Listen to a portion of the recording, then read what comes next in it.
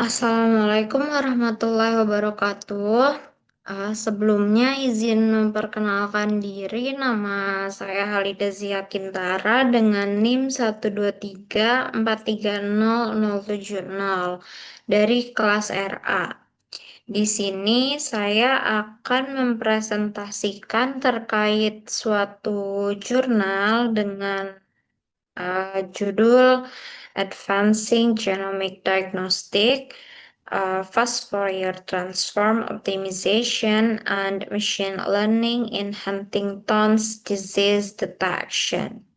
Jadi ada beberapa bagian yang akan saya paparkan. Yang pertama ini ada pendahuluan. Jadi pada bagian pendahuluan ini, artikel ini itu membahas terkait perkembangan teknologi untuk diagnosis penyakit Huntington atau Huntington disease yang bisa kita singkat sebagai HD. Jadi, penyakit Huntington ini adalah suatu penyakit neurodegeneratif yang sampai saat ini itu belum uh, memiliki obat penyembuhannya. Jadi, dibutuhkan diagnosa yang cepat dan akurat supaya pengobatan ini tuh bisa dilakukan sejak dini. Jadi, teknologi yang digunakan pada studi ini atau pada artikel ini adalah pemrosesan sinyal dan juga machine learning untuk menganalisis data genetik dari DNA. Nah, jadi dengan cara memanfaatkan teknik seperti Fast Fourier Transform atau bisa disingkat FFT yang sudah dioptimalkan dan juga algoritma filter atau IIR atau Infinite Impulse Response. Jadi pada studi ini penelitinya itu ingin mengubah data DNA menjadi bentuk yang akan memudahkan untuk mengenali pola-pola tertentu yang berhubungan dengan penyakit Huntington ini. Jadi inti dari pendahuluan ini tuh adalah mencari cara yang lebih cepat dan juga efisien untuk mendeteksi penyakit Huntington dari data genetik. Nah, kemudian bagian kedua yang akan dibahas itu adalah metode. Jadi metodenya ini digunakan beberapa metode dan dapat dirangkum menjadi beberapa langkah utama. Yang pertama itu ada pengumpulan data. Nah, jadi data dari DNA ini diambilnya dari database NCBI yang berisi genom dari individu yang terkena penyakit Huntington dan juga yang sehat. Nah, data yang diambil itu ada sebanyak 2.300 data. Kemudian yang kedua itu ada langkah pre-processing data.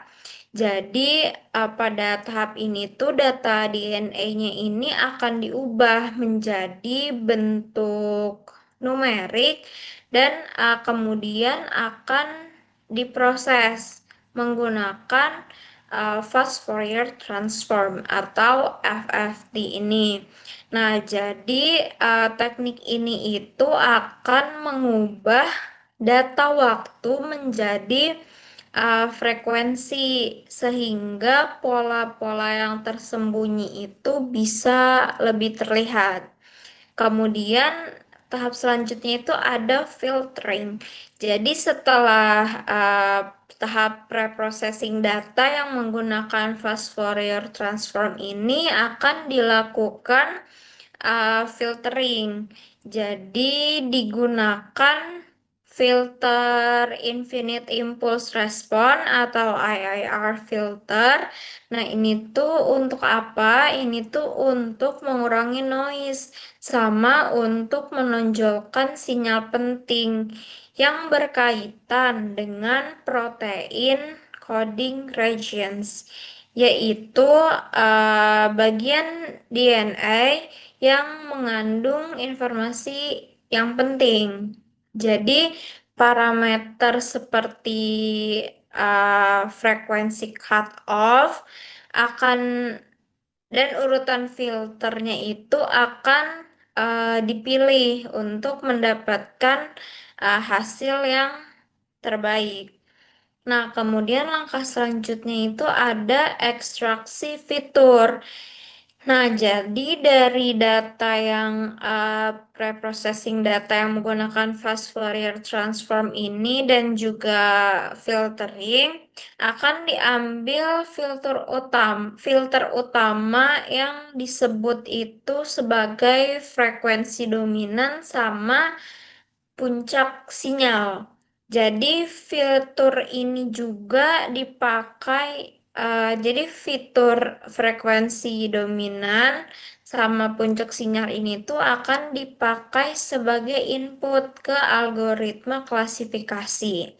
Nah, jadi langkah terakhir itu ada klasifikasi. Jadi di apa namanya di bagian klasifikasi ini akan dipakai beberapa model machine learning. Yang pertama itu ada K-nearest neighbors atau KKN, kemudian ada support vector machine atau SVM, sama ada neural network. Nah, ini tuh untuk misahin DNA yang berhubungan dengan Huntington disease dan yang sehat. Jadi model ini itu akan dievaluasi menggunakan metrik seperti akurasi dan juga AUC. Nah, kemudian masuk ke bagian hasil. Jadi di bagian hasil ini, studi ini nunjukin jika apa namanya FFT yang udah dioptimalin dengan filtering IIR itu dia tuh mampu memproses data DNA itu lebih cepat. Jadi kalau dalam persen sekitar 90% lebih cepat dibandingkan dengan metode tradisional. Kemudian ada model K-nearest neighbors atau KNN. Ini juga nunjukin performa yang terbaik dengan akurasi itu mencapai 1. Artinya dia itu sangat akurat dalam membedakan DNA yang normal dan juga DNA yang Huntington disease. Kemudian model lain seperti SVM dan juga neural networks juga nunjukin hasil yang baik juga mendekati sempurna. Jadi intinya pendekatan ini tuh terbukti efektif dan apa namanya cocok untuk analisis genom dalam jumlah yang besar dan juga real time. Kemudian masuk ke bagian diskusi. Jadi ada 2 poin utama yang dibahas, yang ditekankan di artikel ini tuh. Yang pertama ada efektivitas FFT yang dioptimalkan dan filter IIR dalam meningkatkan kecepatan dan akurasi analisis genetik. Jadi metode ini itu mampu memproses data genom secara cepat, 90% lebih cepat. Jadi tanpa mengurangi tingkat akurasi. Jadi metode ini tuh cocok untuk analisis skala besar dan secara real time. Kemudian yang kedua itu ada kendala terkait data dan generalisasi hasil. Jadi, walaupun hasilnya itu baik, tapi hasil tersebut itu terbatas oleh jumlah data yang kecil. Itu sekitar 2.300 data kan. Nah, kemudian eh, ada juga potensi bias dari sumber data, jadi dapat mempengaruhi kemampuan algoritma dalam menghasilkan diagnosa yang dapat digeneralisasi ke seluruh populasi. Kemudian masuk ke bagian kelebihan dan kekurangan. Jadi yang pertama itu ada kelebihan. Kelebihan dari artikel ini itu yang pertama, metode yang diusulin di artikel ini tuh sangat cepat dan juga efisien, jadinya cocok untuk analisis dalam skala besar. Kemudian metode yang digunakan juga memberikan hasil yang sangat akurat untuk mendeteksi penyakit Huntington's atau Huntington's disease atau HD. Dan juga pada artikel ini menggabungkan teknik sinyal dan juga machine learning secara efektif. Nah, kemudian masuk ke bagian kekurangan dari artikel. Jadi, kekurangan dari artikel ini data set yang digunakan itu relatif kecil dan seperti yang sudah dijelaskan sebelumnya, uh, berpotensi untuk bias. Jadi hasilnya itu tidak sepenuhnya mewakili seluruh populasi. Kemudian studi ini juga hanya berfokus di satu penyakit, yaitu penyakit Huntington's atau Huntington disease atau HD. Jadi penerapan untuk penyakit lainnya itu perlu dilakukan penelitian lebih lanjut. Nah, kemudian di artikel ini juga belum membahas secara mendalam tantangan di lapangan kayak noise data real di dunia nyata. Kemudian masuk ke bagian ide perbaikan. Yang pertama itu ada perluasan dataset. Maksudnya itu apa? Jadi dapat menggunakan lebih banyak data dari berbagai sumber dan juga populasi yang berbeda supaya hasilnya itu bersifat lebih umum. Kemudian yang kedua ada validasi eksternal. Maksudnya itu apa?